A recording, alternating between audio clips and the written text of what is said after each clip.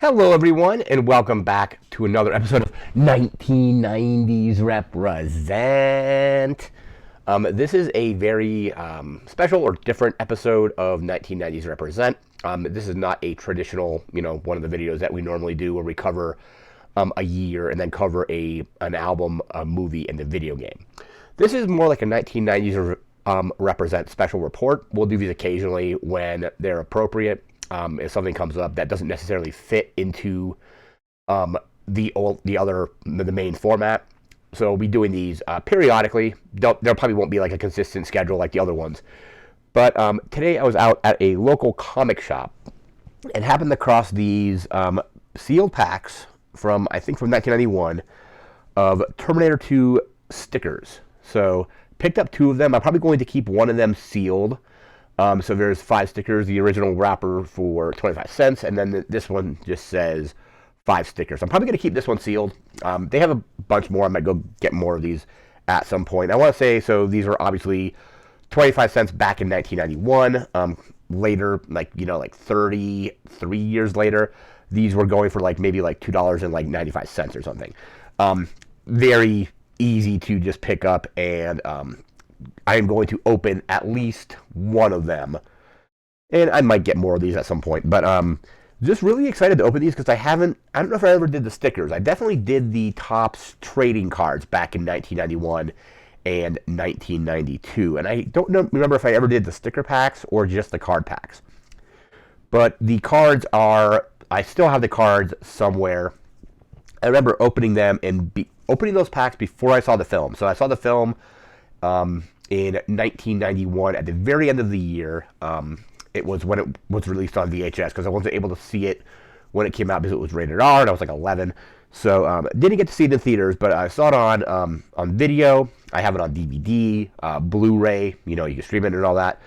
And a lot of the cards, maybe not a lot, a few of the cards in these packs or even potentially in these stickers were from, I'm assuming, a very early cut of the film. So there were cards in those packs and potentially some of these stickers where it was deleted scenes. Like the most notable one I remember seeing was the scene where Sarah is still in the kind of the asylum, the hospital, and she has a dream where she's talking to Kyle Reese, and Kyle Reese is kind of wearing his trench coat for the first film. That scene, I remember seeing the movie and being like, where is this scene where she's talking to Kyle? Because I did see the first Terminator before seeing Terminator 2. I think a friend of mine had it on VHS or something. I remember watching that in the fall of 1991 before the VHS release in December of that same year. But a bunch of the scenes in that director's cut or just extended cut, whatever you want to call it, made its way into the card packs. So they probably just got an early cut of the film before it was finalized just to get the cards out kind of in a timely order before the movie came out or right when it came out. Same thing with the Marvel comic. I remember having the Marvel comic. I didn't have the various issues. I had basically the collected, I think it was a 4-issue mini series, and they did 4 different issues and then they combined them into, I don't want to say a trade paperback because it was kind of still the same comic book material. It wasn't like a higher quality binding or anything like that. But there were scenes in that comic that were also not in the film. Most notably in that one, the scene where they are reprogramming the chip, where they take the chip out of the Terminator's head and are going to flip the switch to make it so it can learn. That's discussed in the film, but then in the director's cut, they actually are debating because they take the chip out and Sarah wants to destroy it. And John is like, no, we don't want to destroy this chip, so let's just do what I want to do with this and reprogram it. So I think both of the comic book and the cards got an early cut of the film that was not finalized. But we are going to open one of these here. I'm probably going to keep one sealed just to have.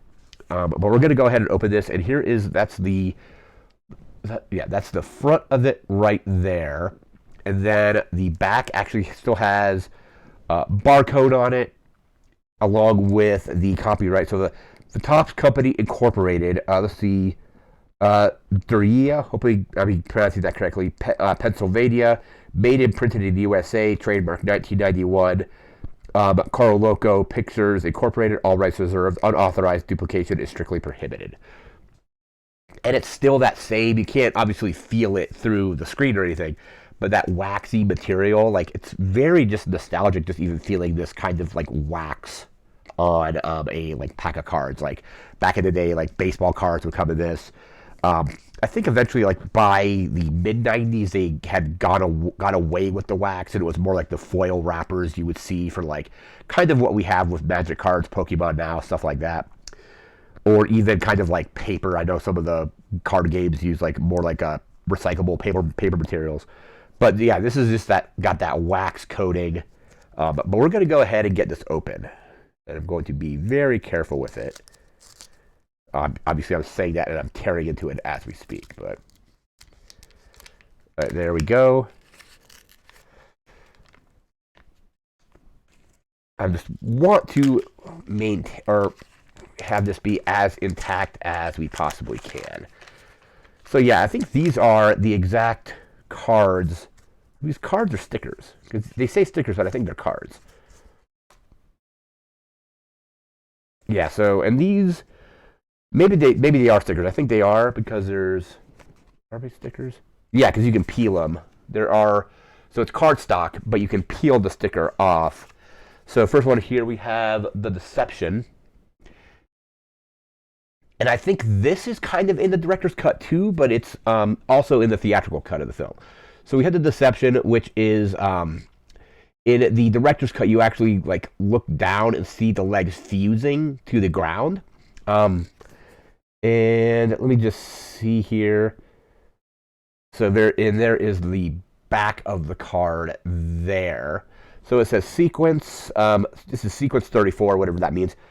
Cleverly changing. I'm going to read these backs as well. Cleverly changing tactics, the T-1000 assumes the form of Sarah Connor and tries to deceive John, but the boy figures out what is happening and dives aside. The T-1000 is blown back by the real Sarah Connor's gunfire as Terminator on the right, which is right here, rejoins the battle. So I remember definitely in the one of the cards it actually shows its feet like fusing to the thing, and I think they cut that from the film. Like they cut the camera like a little bit before that. But yeah, you have the T-1000 in the front and the real Sarah Connor in the back there. So there's the Deception. Very cool. Let's see here. Next we have Warrior Out of Time. So we have kind of the Terminator toward the end of the film. I don't know if this is actually going to focus. There we go. Or it was focusing.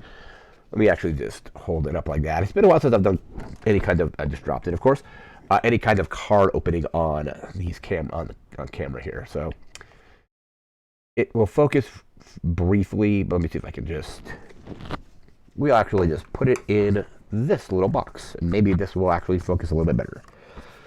Because it's a white background, maybe? Well, maybe not, but if you have it on that background, maybe it'll grab, but it's not. So Warrior Out of Time on the front, and Warrior Out of Time, this is sequence 30. There's the back of it. So Warrior Out of Time. And I'll probably take a picture of all these, front and back, and we'll attach that to the end of the video, just so it's a little bit more clear of what these cards are. So Warrior Out of Time states, badly damaged by the T-1000, but enriched by his fellowship with young John Connor, Terminator strikes through the steel mill and prepares for a final all-out assault against his form-changing enemy. So there's the back of that. Again, Warrior Out of Time is the card there. So we got that one, this one. We have Not So Friendly Persuasion. So infiltrating Cyberdyne there. If it wants to get a little bit better. Again, we'll have a picture at the end of the video showing the front and back of all these. So there is that. So Not So Friendly Persuasion, this is sequence 19. Let's see here.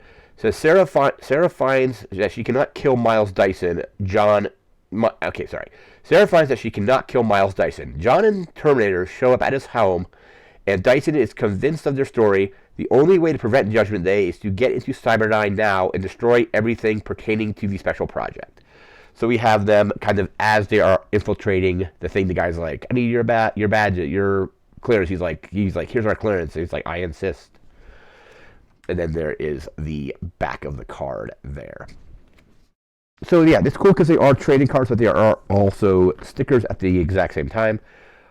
We have Besting the Behemoth. So toward the end of the film, as he's flipped over the liquid nitrogen truck. So Besting the Behemoth. Backside of it is right there.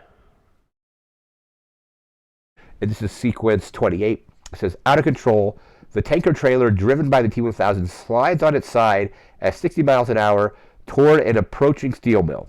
It crashes through the building and releases a flood of liquid nitrogen. Terminator, still clutching his M79, rolls off of the overturned tanker. So there's the back of that one. And I think we got one more card here. Man, like what a weird way to go out, honestly. So, final card, a final farewell. Seems very fitting. But T-1000, or T-1000, Terminator being lowered into the steel to destroy the final chip that's inside his head. This is sequence 36. So there's the back of it there. Sequence 36, it says, Terminator, who has learned about compassion from his human friends, hurls himself into the flaming pit to keep the world from gleaming potentially destructive information from him. Judgment Day is averted, and humanity has a second chance. I want to say he hurled himself in there. He said, I can't like self-terminate, and Sarah had to lower in it. But very, very cool. Again, I'm going to keep the other one sealed for now. If I go back to that shop, I might grab more of these. But just very cool. Because I think, so yeah, I think what they did with these is they did the cards and the stickers, probably the exact same artwork or the exact same images, probably the exact same backs as well. Because I think the only difference is the stickers have this kind of blue border. The cards, from what I remember, have like a silver or grayish border. But yeah, these are all stickers. I don't know if I'm going to sticker anything to anything. Even though I really just love that was the last card in the pack, is Terminator being lowered into the steel. So let me see, put these in order. So there's those 5. Again, I will have at the end of the video, there will be just a photo attached with all these cards front and back, just so it's a little more clear, because this camera doesn't seem to want to really focus on them all that well. I have the wrapper more or less intact. I'm not going to like reseal it. I think I'll just, or I might put them back in there just to keep them safe. But that is going to do it for this video. Again, there will be the picture at the very end, so stick around for that. And again, there will be more of these special reports as kind of we need to do them. So stuff that doesn't necessarily fit into what we do normally, where we do our album, movie, and video game, will be in these 1990s represent special reports. So this is the first one of those. And there will probably definitely be more at some point. It just depends on, like, if anything comes up that's worth discussing that goes beyond the kind of the bounds of what we do normally.